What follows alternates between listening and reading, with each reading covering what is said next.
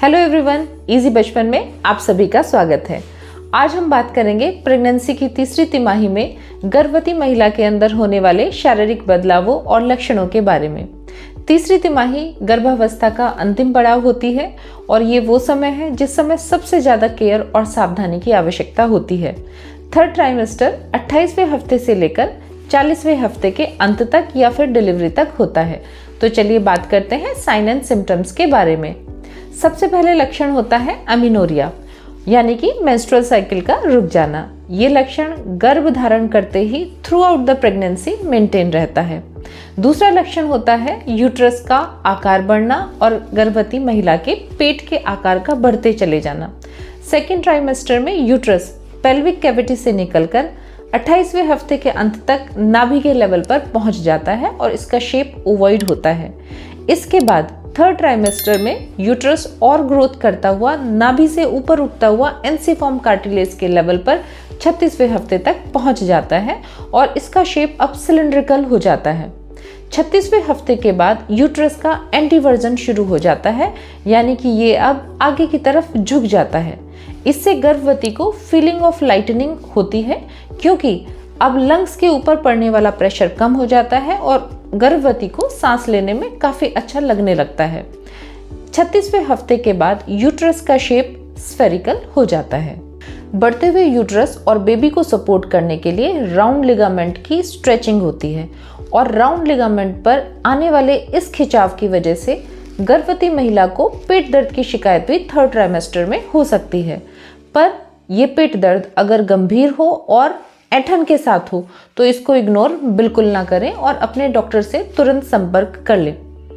तीसरी तिमाही में बढ़ते हुए वेट के कारण और बेबी की ग्रोथ के कारण कमर पर एक्स्ट्रा प्रेशर आने लगता है, जिस कारण कमर दर्द की शिकायत भी गर्भवती महिला को होती है। कमर दर्द में आराम के लिए आप अपनी पोस्चर को ठीक रखें, बैक को स्ट्रेट रखें। इसके लिए आप कंफर्टेबल चेयर का प्रयोग कर सकते हैं जिसमें कि बैक सपोर्ट अच्छा हो। कंफर्टेबल शूज पहने, हाई हील का प्रयोग आप एकदम ना करें। सोते समय करवट के बल सोएं और अपने दोनों पैरों के बीच में सॉफ्ट और कंफर्टेबल प्रेगनेंसी पिलो को टक कर लें। कमर की गर्म सिकाई से आपको कमर दर्द में लाभ हो सकता है। अगर हम वेट गेन की बात करें तो पहली तिमाही में 1 या 2 किलो वेट गेन होता है, लेकिन इसके बाद थ्रू आउट द प्रेगनेंसी हर हफ्ते लगभग आधा किलो वजन बढ़ता चला जाता है। तीसरी तिमाही का अगला लक्षण होता है फटीग, टायर्डनेस या फिर थकान का महसूस होना।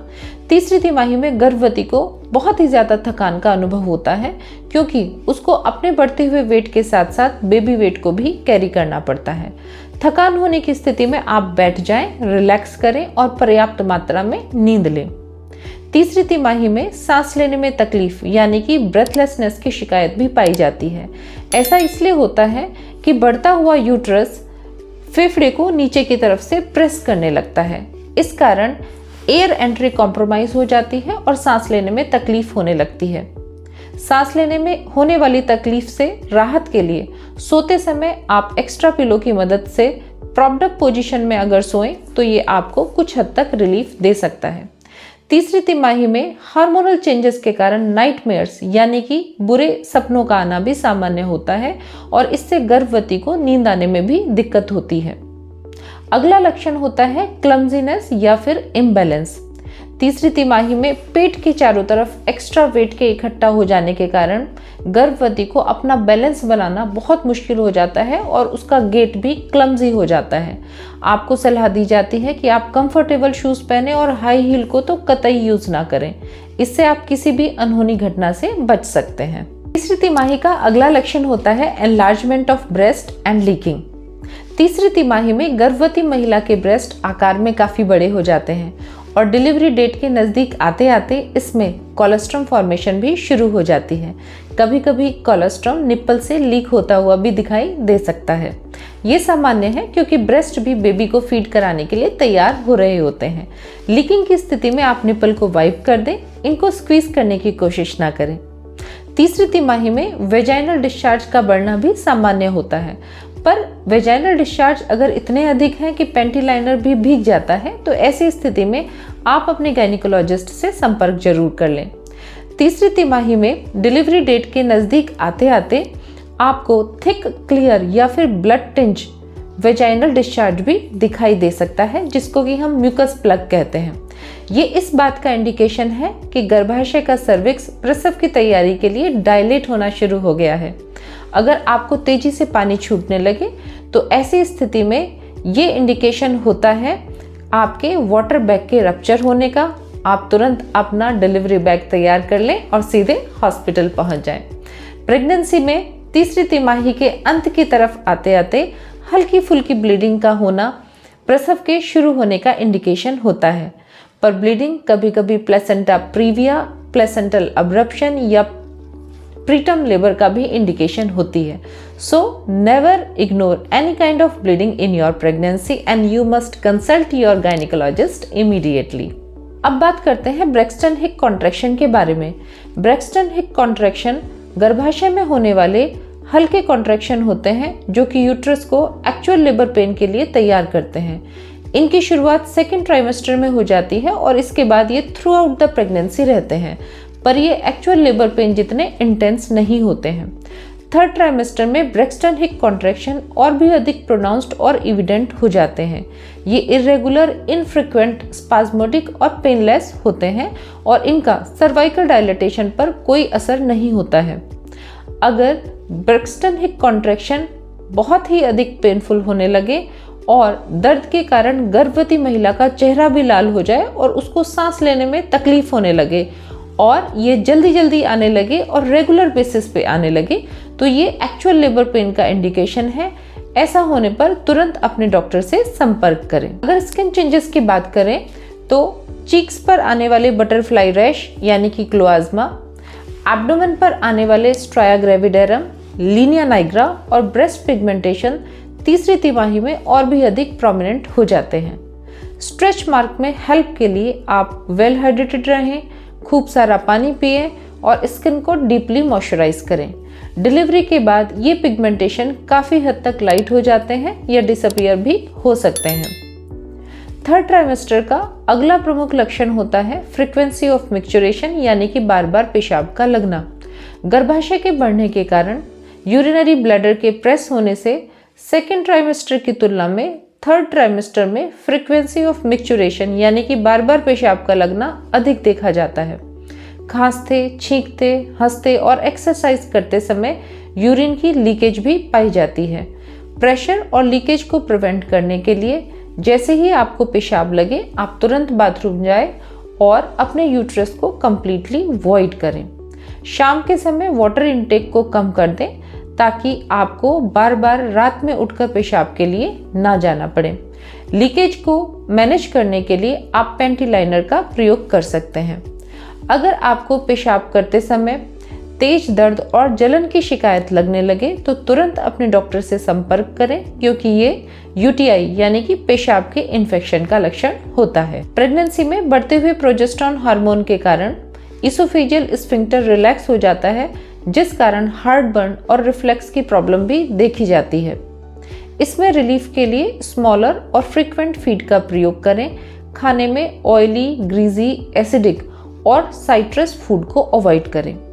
प्रोजेस्टेरोन हार्मोन के बढ़ने के कारण इंटेस्टाइनल कॉन्ट्रैक्शन भी स्लो हो जाते हैं। इस कारण लेट प्रेगनेंसी में कॉन्स्टिपेशन भी अनुभव हो सकता है। कॉन्स्टिपेशन में रिलीफ के लिए वेल हाइड्रेटेड रहें, फिजिकली एक्टिव रहें और खाने में फाइबर डाइट का प्रयोग करें। कॉन्स्टिपेशन में हेल्प के लिए आप अपनी डॉक्टरी सलाह पर स्टूल सॉफ्टनर का प्रयोग भी कर सकते हैं। थर्ड ट्राइमेस्टर में बेबी ग्रोथ के कारण यूट्रस शियाटिक नर्व को प्रेस करता है, जिस कारण शियाटिका का दर्द भी गर्भवती महिला को अनुभव हो सकता है। ये दर्द कमर के निचले हिस्से से बटक के थ्रू नीचे पैरों की तरफ जाता है। शियाटिका पेन लगातार बना रह सकता है या फिर आ जा भी सकता है। शियाटिका में हेल्प के लिए योगा, एक्सरसाइज और मसाज, फिजियोथेरेपी का आप प्रयोग करें। डिलीवरी के बाद शियाटिका जनरली समाप्त हो जाता है। तीसरी तिमाही में कुछ गर्भवती महिलाओं में हेमरॉइड्स यानी कि बवासीर की प्रॉब्लम भी देखी जाती है।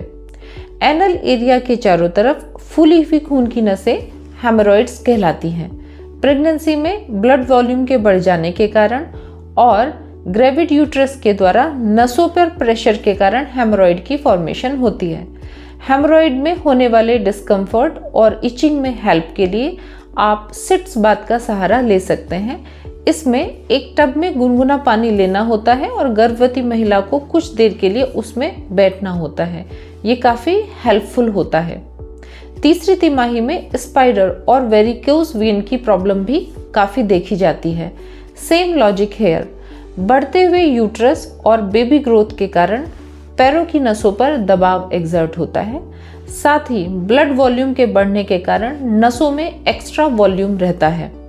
इस कारण पैरों की नसें काफ़ी प्रोमिनेंट और फुली फुली हो जाती हैं। पैरों में दिखने वाली ये बैंगनी, लाल, नीले रंग की मकड़ी के जाले जैसी नसें स्पाइडर वेन कहलाती हैं। स्पाइडर वेन में हेल्प के लिए बैठते समय आप चेयर के आगे स्टूल पर अपने पैर रखकर बैठें। सोते समय पैरों को ऊंचा रखें, जिसके लिए आप पैरों के नीचे एक्स्ट्रा पिलो का प्रयोग कर सकते हैं। फिजिकली एक्टिव रहें। प्रेगनेंसी में सूजन आना भी सामान्य है। हल्की फुल्की सूजन ब्लड वॉल्यूम के बढ़ने के कारण और वीनस रिटर्न के हैम्पर होने के कारण होती है, जिसके कारण आपको अपनी रिंग्स टाइट महसूस हो सकती हैं, आपको अपने शूज टाइट महसूस हो सकते हैं। लेकिन अगर गर्भावस्था में सूजन तेजी के साथ बढ़ने लगे तो इस पर ध्यान दें, क्योंकि ऐसा प्री एक्लेम्शिया नाम की गंभीर कंडीशन में देखा जाता है। ऐसी कंडीशन में अपने डॉक्टर से आपको तुरंत संपर्क करना है। चलिए बात करते हैं फीटल मूवमेंट यानी कि क्विकनिंग के बारे में। प्रेगनेंसी के इस अंतिम पड़ाव यानी कि थर्ड ट्राइमेस्टर में फीटल मूवमेंट काफ़ी कोऑर्डिनेट और एक सेट पैटर्न में होती हैं। Good fetal movement are indicator of good fetal health. तो चलिए डिस्कस करते हैं समथिंग रियली वेरी इंटरेस्टिंग कि फीटल मूवमेंट को काउंट कैसे किया जाए। फीटल मूवमेंट काउंट करने के लिए दिन का कोई एक टाइम फिक्स करें और जनरली फीटल मूवमेंट खाना खाने के बाद नोट करें, क्योंकि इस समय पर फीटस काफ़ी एक्टिव होता है। गर्भवती महिला को सलाह दी जाती है कि फीटल मूवमेंट काउंट करने के लिए वो बाईं तरफ करवट करके लेटे और हर एक फीटल मूवमेंट पर फोकस करें। ये चाहे किकिंग हो, स्विश हो या फिर कंप्लीट रोल ओवर हो। खाना खाने के बाद पहला फीटल मूवमेंट आने का टाइम नोट कर लें और इस तरीके से 10 फीटल मूवमेंट कंप्लीट होने का टाइम नोट करें। ये टाइम आधा घंटा, 1 घंटा या 2 घंटा भी हो सकता है, इस बात की आप चिंता ना करें। ये प्रक्रिया आप दिन में 3 से 4 बार दोहराएं। अगर इस रीडिंग में काफ़ी वेरिएशन है तो ये चिंता का विषय है, इस बारे में आप अपने डॉक्टर से सलाह लें। फीटल मूवमेंट काउंट करने का एक दूसरा तरीका भी है। इसमें खाना खाने के बाद आपको पहले 1 घंटे में फीटल मूवमेंट काउंट करने हैं। जनरली पहले 1 घंटे में 5 से 6 फीटल मूवमेंट हो जाए और पहले 2 घंटे में 10 फीटल मूवमेंट काउंट हो जाए तो ये अच्छा माना जाता है। तो जाते जाते नोट कर लीजिए alarming red alert sign and symptoms. इनमें से कोई भी लक्षण दिखाई दे तो तुरंत अपने गायनिकोलॉजिस्ट से संपर्क करें। रूटीन डॉक्टर विजिट का वेट कतई ना करें। नंबर 1, पेट में बहुत अधिक दर्द या ऐंठन का होना। नंबर 2, वेजाइनल ब्लीडिंग का होना। नंबर 3, वेजाइनल डिस्चार्ज या लीकिंग का होना। नंबर 4, उल्टियाँ या उबकाइयाँ लगना। नंबर 5, वेट का बहुत ज़्यादा बढ़ जाना या वेट बिल्कुल ना बढ़ना। नंबर 6, बेबी मूवमेंट का अचानक से कम हो जाना। नंबर 7, चक्कर का आना। नंबर 8, पेशाब करते समय जलन और दुखन का होना। प्रेगनेंसी के इस अंतिम पड़ाव पर गर्भवती का खास ख्याल रखें। साथ ही घर में आने वाले नन्हे मेहमान के केयरिंग टिप्स भी आप जुटा लें। अगर आपने हमारा पहला नवजात शिशु केयर का वीडियो अभी तक नहीं देखा है तो उसको तुरंत देख लें। आई होप ये वीडियो आपको खूब पसंद आया होगा। अगर आपने इस वीडियो को पसंद किया है तो इसको अपने फ्रेंड्स और फैमिली के बीच में शेयर करें, वीडियो को लाइक करें और शेयर करें। अगर अभी तक आपने हमारे इजी बचपन चैनल को सब्सक्राइब नहीं किया है तो तुरंत सब्सक्राइब कर लें, साथ ही नोटिफिकेशन बेल को भी हिट कर दें। तो मिलते हैं कुछ समय के बाद एक और नए वीडियो के साथ। तब तक के लिए सादर प्रणाम, नमस्कार। Keep on watching bye bye.